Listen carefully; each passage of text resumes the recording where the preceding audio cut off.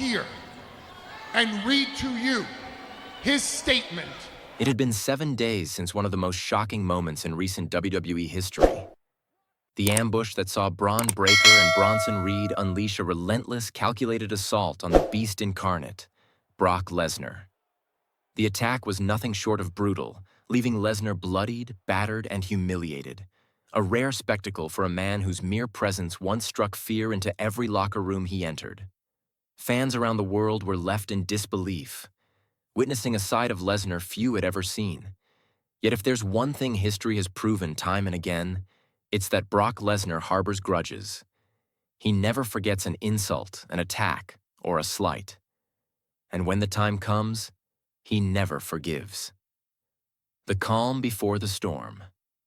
The cameras rolled backstage during the second hour of Monday Night Raw. The show had already been packed with action, but everyone backstage knew that a storm was brewing. And its name was Brock Lesnar. Rumors had spread throughout the day that Lesnar had arrived early, refusing interviews and declining to speak with management. He wasn't there for a promo or an announcement. He was there for revenge. Production staff whispered nervously as he walked through the corridors, his massive frame barely contained by the narrow hallways.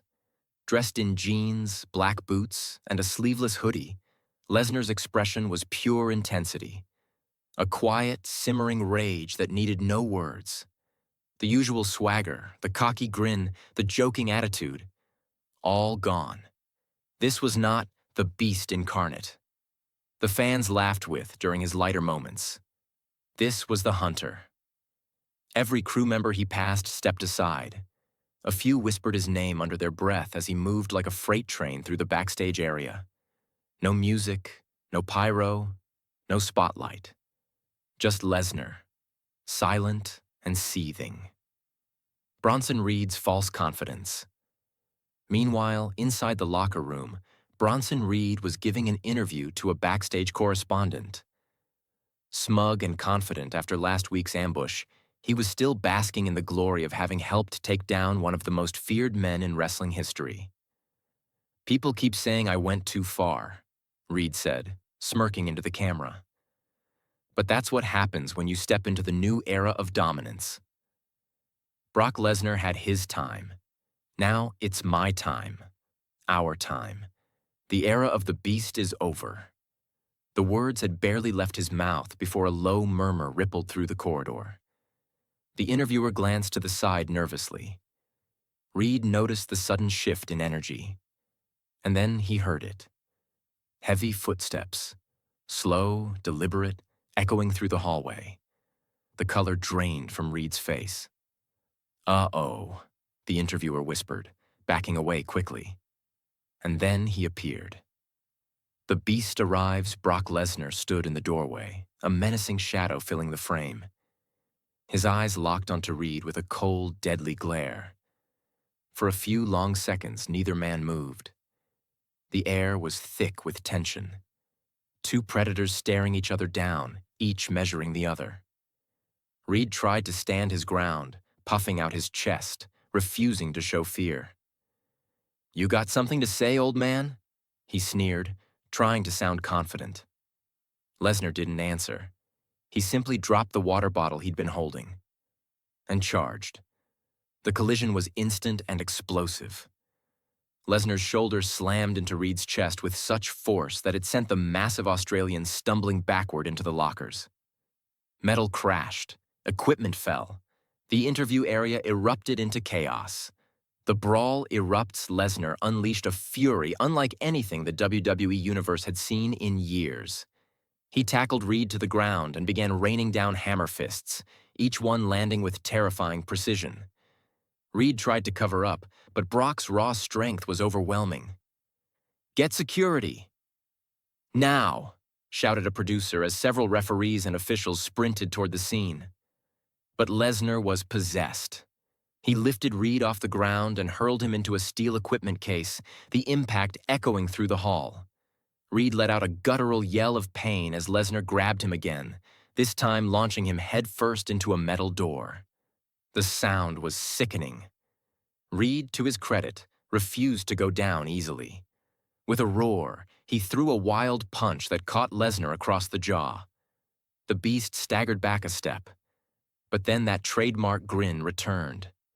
The one that says you just made it worse for yourself. "All right," Brock growled. "Now we fight." He charged again, slamming Reed into the concrete wall with a spine-shattering thud. Reed gasped, but Lesnar wasn't finished. He lifted the 330-pound giant effortlessly and drove him through a nearby table with a thunderous F5. The crash sent papers, cables, and monitors flying everywhere. Security's futile attempt. Dozens of WWE security guards and producers flooded the hallway shouting for Lesnar to stop, but the Beast was unstoppable. He shoved two guards aside like ragdolls and returned to Reed, dragging him by the arm across the floor. "Last week," Lesnar barked, his voice rough and animalistic. "You thought you could end me? You thought I was done?" He lifted Reed again. Another F5, this time onto a pile of steel chairs. The crowd inside the arena watching on the big screen gasped audibly. Referees pleaded with Lesnar to back off, but he ignored them. Instead, he grabbed a nearby metal pipe, holding it high above his head. "This is what happens when you mess with me," he roared. Before he could swing, WWE officials, including Adam Pearce, rushed in, stepping between them. "Brock, that's enough. Stand down," Pearce shouted. Lesnar stared at him for a long moment, breathing heavily, nostrils flaring, before finally tossing the pipe aside. He glared down at the broken body of Bronson Reed, then turned to the camera that had been filming the entire confrontation. A message delivered. He leaned in close to the lens, his voice low and chilling. "You want to hunt the Beast? You better finish the job next time." Alls and returned to Reed, dragging him by the arm across the floor. "Because I don't stop. I don't forget, and I don't die easy." With that, he shoved the camera out of his face and stormed off down the hallway. The destruction left behind told the story better than words ever could. Tables splintered, walls dented, security sprawled on the floor, and Bronson Reed barely moving, clutching his ribs in agony. The fallout medical staff rushed in immediately to tend to Reed, who could barely speak. He was loaded onto a stretcher as commentators' voices echoed from the broadcast desk. "Brock Lesnar has unleashed hell backstage. This wasn't just revenge. This was domination.